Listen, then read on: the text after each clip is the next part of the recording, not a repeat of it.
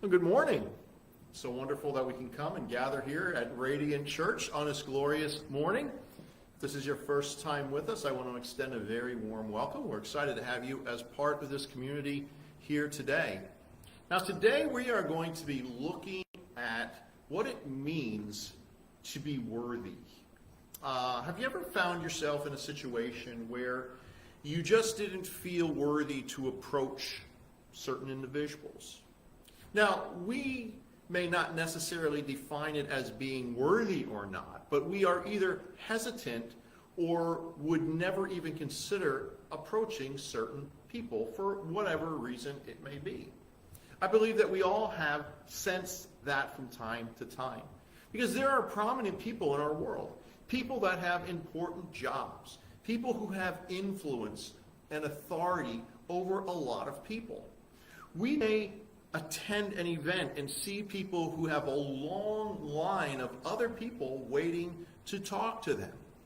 We may experience a sense of inadequacy in approaching such a person. We may wonder why they would want to talk to us. Well, that's the feeling of not being worthy. I remember when I was younger, when I was working at the post office, I had become a union official. And I had started attending events that were held by the regional business agent. Now, he was a pretty important guy in these circles. His office was in Philadelphia, and he was in charge of a large group of people. I also attended events that were held by the Pennsylvania state president of our union, another important person. He was head over all the union branches in the state of Pennsylvania. These were people I would never have thought to approach. There were always long lines at the events that were there, where people were waiting to see them and talk to them. They didn't have a lot of time on their hands to just chit chat. So it's like I never considered standing in that line to talk with any of them. And what would I had to say to them anyhow? Well, this was something that I would never have considered doing. But every now and again, we needed to talk to one of these individuals, or at least to someone in their office about things happening locally. I remember the first time that I was working and was called to the phone, and this was before we had cell phones and things like that. And I was called to the phone, and the supervisor at the desk who answered the call told me that it was the state president of the union calling for me. Now, that was a call that I was not expecting, but he needed to talk to a local union rep in our branch, and I just happened to become the vice president at the time of the branch, so I got the call. Now, as time went on, I began to have more interactions with these individuals, but initially, I had a sense of not being worthy to approach them, but I soon found those thoughts to be unfounded. I remember one particular time going to Washington, D.C. for an event. And we'd have these events once a year, and there was always a hospitality room that was rented in the hotel where we were staying at, where different groups of people could come and get together and just kind of like hang out. Well, I remember one night after attending different events throughout the day that was put on by our national office in Washington, D.C., going with a group of the guys to the hospitality room. When we walked into the room, it was a small room, but it was extremely crowded. There was a lot of people in this room. And we usually weren't like that. They're used to draw people, but not a crowded room like this. Well, sitting at the table in the middle of the room was the national president of the union, our state president, and our regional business agent with a few other people, and they were all sitting there playing poker. Now, the national president was a very popular person, and I had seen him at a few events. I read his column in the National Union magazine every month, but never considered sitting at the same small hospitality room with him, and it was a very crowded room, so there were so many people there wanting to talk to him, so I never really had the opportunity, and it was just uncomfortable. The room was so crowded, it was very uncomfortable just being in the room, so I just kind of left and went back to my room. Now, these are just, they're just really ordinary people, but they are known by a lot of people. They have important jobs. And it can be a little intimidating approaching people like this. And I'm sure that most of us have people that we know that we would never consider getting into a conversation with. Oh, we may want to, we might have a desire, but if the reality presented itself, we might not want to do that. Not that they possess any special powers or anything like that, but they command a lot of people's attention. Approaching someone like that can be a bit intimidating, and we may feel a little unworthy to approach them. Now, today we're going to be looking at a very important person who needed Jesus' help. But this person, who was very important, didn't feel worthy to approach Jesus. And how many of us feel the same way? Now, today we are in the second part of our new series titled Leading with Love. And with this series, we are looking at what it really means to love others. If we are to love others all the time, love must always be our intent. We are to lead with love. Love should be our natural disposition. We are to exercise the same love towards others that God shows towards us. We need to understand that love is action. Love is not necessarily emotion. Now, yes, we can feel love for others, but what we will be looking at is love in action, because love at the heart of it is an action, not a feeling. We began this series last week by looking at what love is, what love isn't, what love does, and what things are a constant with love, as we looked at Paul's definition of love in 1 Corinthians chapter 13. Now, the title of today's message is Worthy.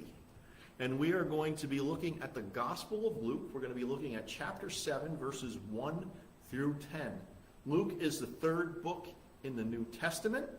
And if you would like to follow along as I read, turn in your Bible to the Gospel of Luke, chapter 7, or open to Luke, chapter 7, verses 1 through 10 on a device of your choice. And as always, it will be on the screen for you as well. And Luke chapter 7, verses 1 through 10. When Jesus had finished saying all this to the people who were listening, he entered Capernaum. There, a centurion's servant whom his master valued highly was sick and about to die. The centurion heard of Jesus and sent some elders of the Jews to him, asking him to come and heal his servant. When they came to Jesus, they pleaded earnestly with him, "This man deserves to have you do this, because he loves our nation and has built our synagogue." So Jesus went with them. He was not far from the house when the centurion sent friends to say to him, "Lord, don't trouble yourself, for I did not deserve to have you come under my roof. That is why I did not even consider myself worthy to come to you. But say the word, and my servant will be healed. For I am a man under authority, with soldiers under me. I tell this one, go, and he goes, and that one, come, and he comes. I say to my servant, do this, and he does it." When Jesus heard this, he was amazed at him and turned to the crowd following him and said, "I tell you, I have not found such great faith even in Israel." Then the men who had been sent returned to the house and found the servant well. This is the word of the Lord. Now, in the previous chapter, Jesus was teaching the crowd. He was teaching a crowd of people in what is known as the Sermon on the Plain. That's why verse 7 starts off with the words, when Jesus had finished saying this to all the people. He had finished his sermon on the plain, and then he moved on and went into Capernaum. So when he had finished saying that, when he got done talking to the crowd, he gave what is known as a Sermon on the Plain. And as a part of this teaching, Jesus told the crowd that they were to bless those who mistreat them. They were to turn the other cheek and to not judge or condemn others. He was telling them what it looks like to be his disciple, telling them it means to love friend and enemy alike. Now, Jesus gets to put his teaching into practice here when he is approached to help a Roman centurion. Now, the Roman centurion had a servant, and this servant was sick, and he was about to die. Now, the centurion cared greatly for this servant, and, it sounds like it was more than just a monetary thing, like, he'd have to get it and pay for a new servant. It seems like he genuinely cared for this servant. So the centurion had heard about Jesus and how Jesus could heal. The centurion knew that there was something special about Jesus. He knew that Jesus wasn't just an average person, but that Jesus was working on a much higher plane than anyone else. The centurion, out of respect for Jesus, didn't approach Jesus personally.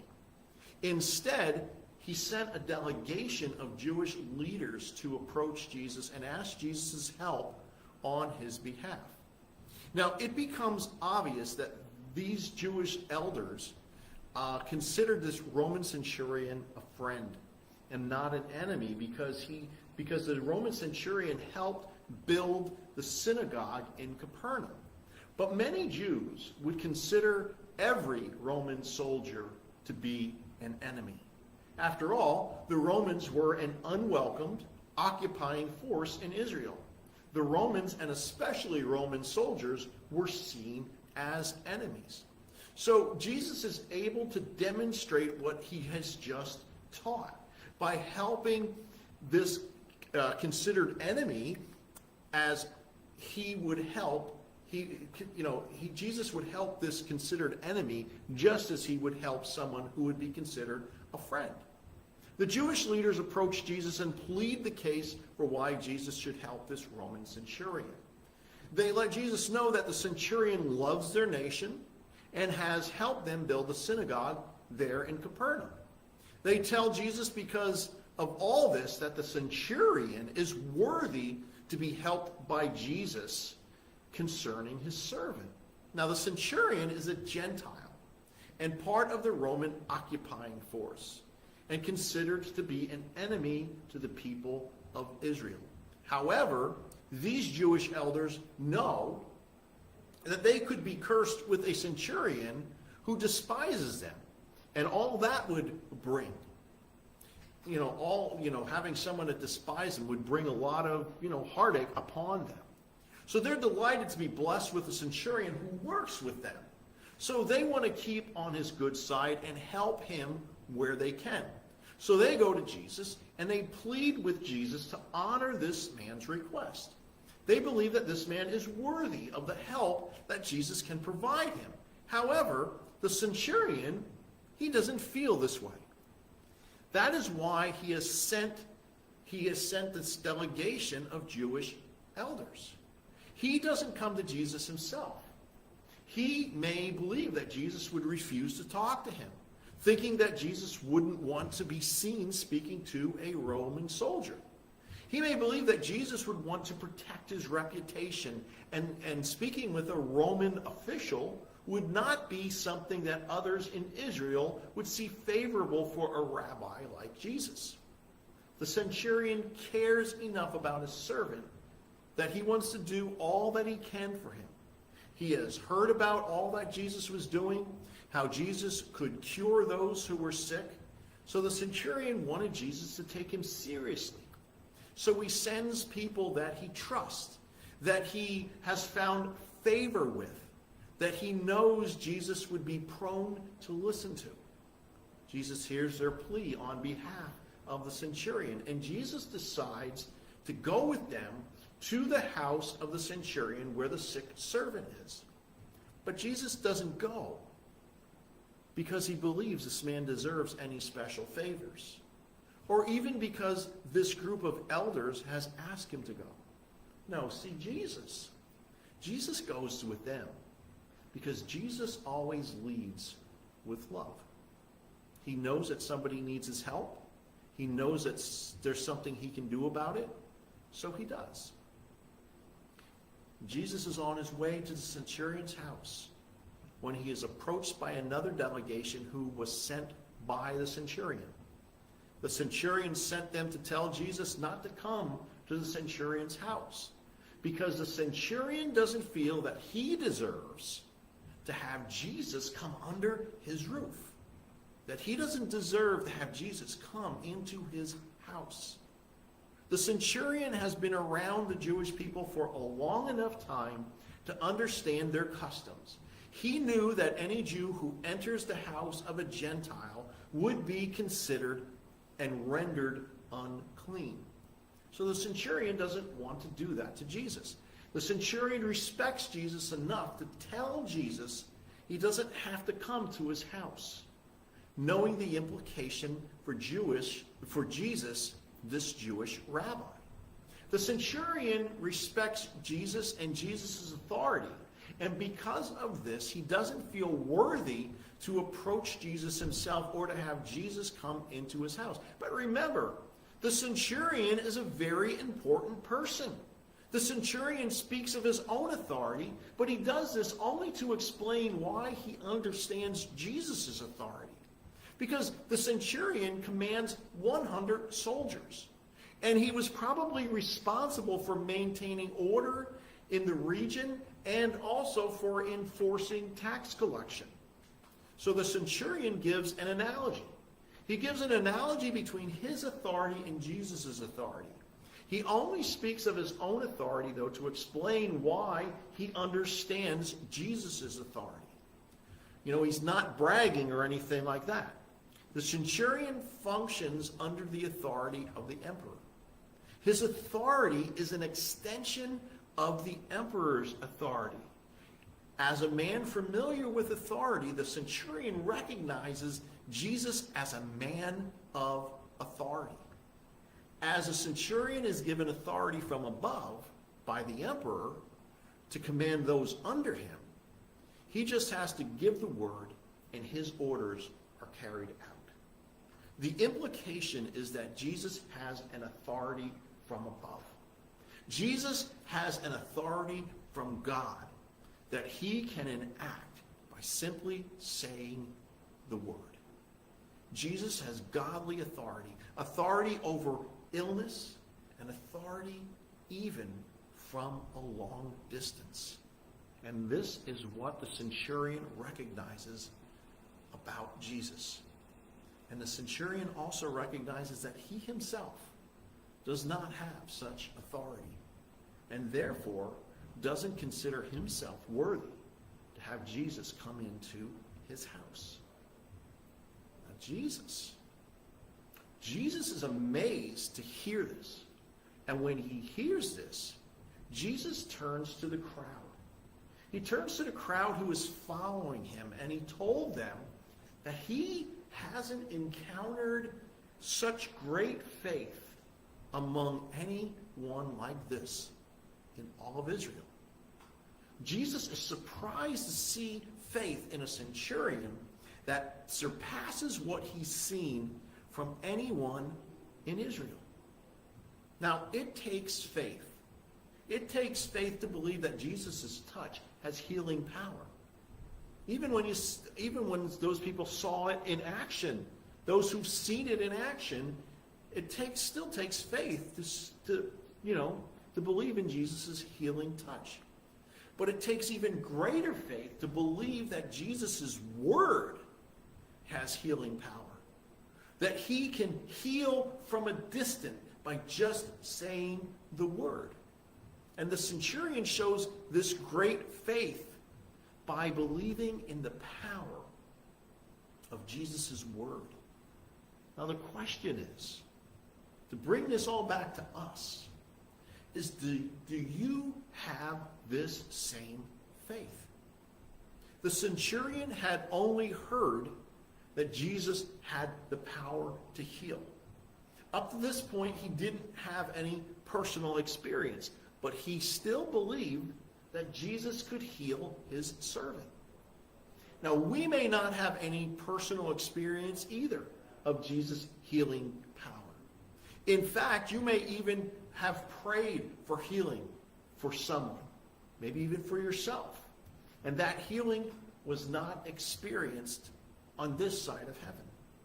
When this happens, it could affect our faith in Jesus' ability to heal.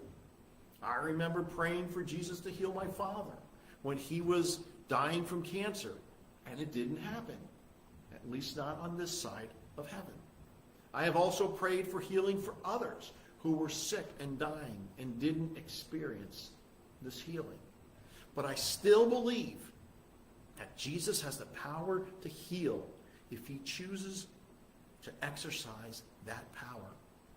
If we believe that Jesus has power over all things, that Jesus has power over all things and even power over death, then faith is believing even when we don't have that personal experience. The centurion believed that Jesus had power and authority. Because of this power and authority of Jesus, the centurion felt that he wasn't worthy to approach Jesus himself or to have Jesus come into his house. We may not feel worthy to approach certain people within our areas of life. People who have power and authority that is greater than we possess ourselves. Jesus has great power and authority. But Jesus doesn't want us to feel that we can't approach him. He wants us to come to him. The centurion was correct in his assumption that he was not worthy to approach Jesus. Did this video end?